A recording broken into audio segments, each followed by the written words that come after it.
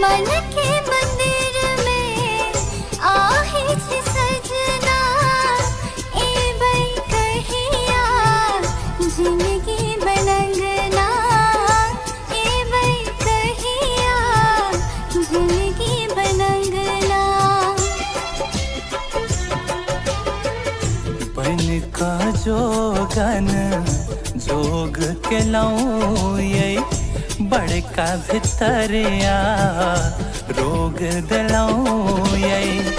आहा सिवा अब कियो ने सोहाय, काज करयने कोनो दवाई। ये सजनी हिसक धरा देलऊं, ये हमरा दीवाना बना देलऊं।